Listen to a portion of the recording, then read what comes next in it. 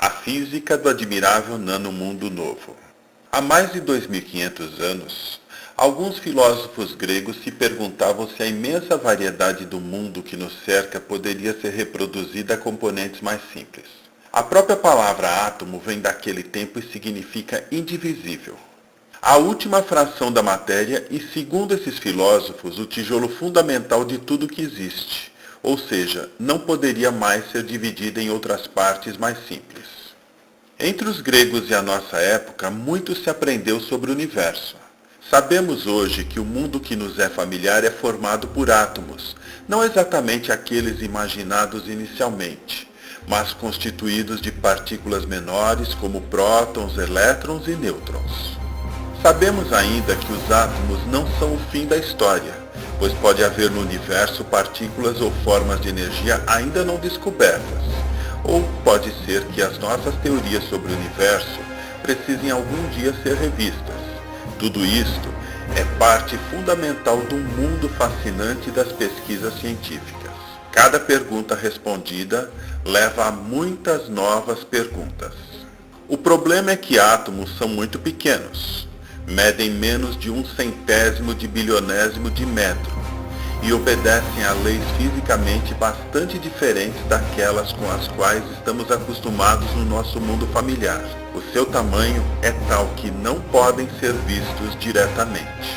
Instrumentos especiais tiveram de ser desenvolvidos antes que fosse possível ver um átomo. Um dos mais práticos desses instrumentos, o microscópio de tunelamento, somente foi inventado na década de 80. Os inventores ganharam o Prêmio Nobel por seus trabalhos. O funcionamento desse microscópio depende das leis de uma área da física moderna, chamada física quântica, que governa o comportamento dos átomos e moléculas. Este processo levou décadas e envolveu grandes cientistas.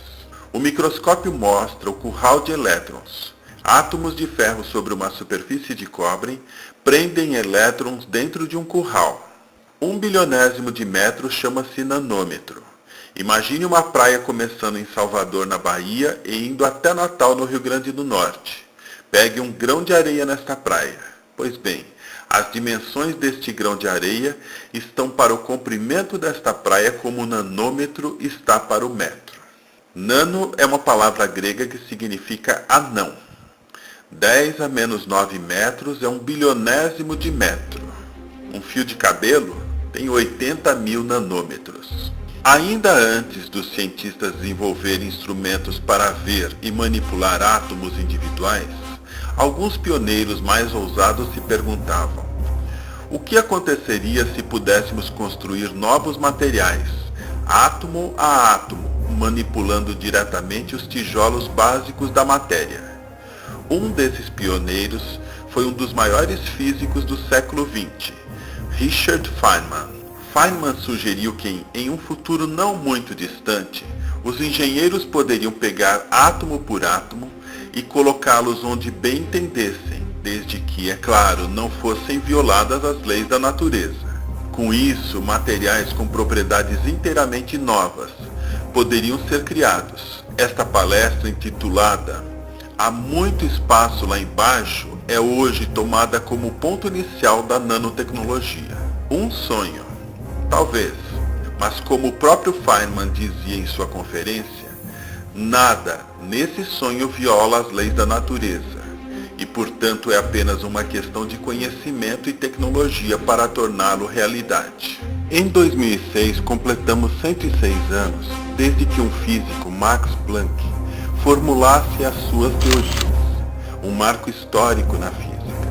Em 1900, a física quântica estava dando seus primeiros passos. Cada átomo só pode absorver ou emitir energia de uma determinada frequência natural. Em outras palavras, a emissão é descontínua e é feita em pacotes de energia, chamados de quanta.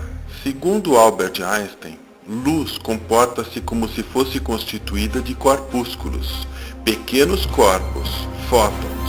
Harold Fuchs, professor do Centro de Nanotecnologia da Universidade de Minster, diz: não importa se eletrônica, plástico, tinta, vidro, pneu ou motor, Nenhum outro produto oferece tantas aplicações possíveis para a nanotecnologia como o carro.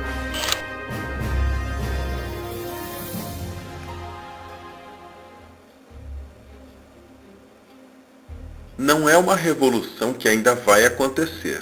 Já está acontecendo. Os novos chips tendem a ter apenas alguns nanômetros de espessura, segundo Jean-Paul Jacob, gerente de pesquisas dos laboratórios IBM Almaden e Califórnia. Tentamos construir objetos com perfeição até o último ato. Richard Smiley, Prêmio Nobel de Química em 1996 e pesquisador da Rice University.